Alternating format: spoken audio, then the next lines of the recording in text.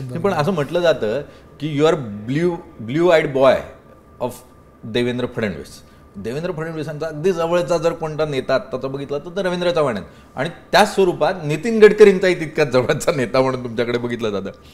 ह्या कॉम्बिनेशनमुळे प्रदेशाध्यक्षपद सहज गवसणी घालता आलं.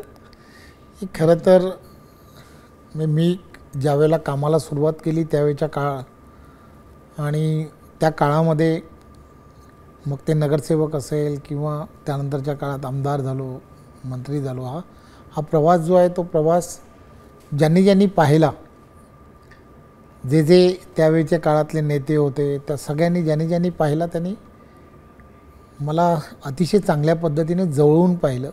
त्यामधले नितीनजी त्यावेळेला अध्यक्ष म्हणून त्यांच्याकडे जबाबदारी होती.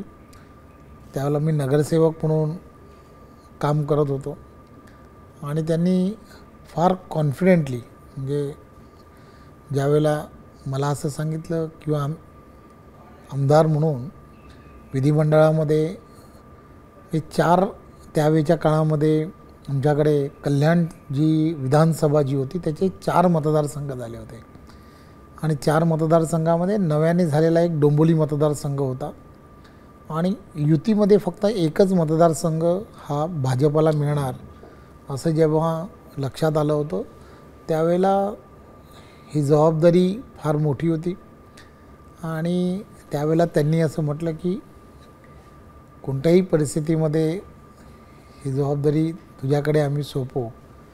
मी त्यांनाही माझ्याबद्दल फार तसा कॉन्फिडंट होता. माझ्या कार्यकर्ता म्हणून माझ्याबद्दल त्यांना सर्वच माहीत होतं आणि तेव्हाही ते नेहमी म्हणत होते की पुढच्या काळामध्ये पार्टी पुढे नेण्यासाठी काही लोक ही फार महत्त्वाची असतात. त्यापैकी रवी तुझ्याकडे येणाऱ्या काळातली ही जबाबदारी फार महत्त्वाची आहे.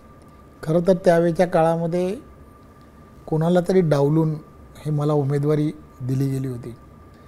त्यामुळे मी नेहमीच असा विचार केला की हे पार्टीने जे काही केलं आहे किंवा जे पाऊल उचललं आहे हे खरं तर पुढील मी पार्टीसाठी काहीतरी करणं हे अपेक्षित आहे. त्यामुळे नेहमीच असा विचार करत राहिलो की डोंबिवली मतदारसंघामध्ये हा तर तसं भारतीय जनता पार्टीचा जनसंघाचा बालेकिल्लाच आहे. या मतदारसंघामध्ये जो उमेदवार उभा राहील त्याला सहजपणे जिंकता येतं, परंतु या मतदारसंघासाठी मला जबाबदारी दिलेली नाही आहे. मला बाकी सर्व भागामध्ये ज्या ठिकाणी पार्टी म्हणून पार्टीच्या वाढीसाठी काम करायचं आहे त्यासाठी जबाबदारी आहे. त्यामुळे नेहमीच असा विचार केला की मला थोडंसं पुढे जाऊन काम करायचं आहे म्हणून ही जबाबदारी आहे.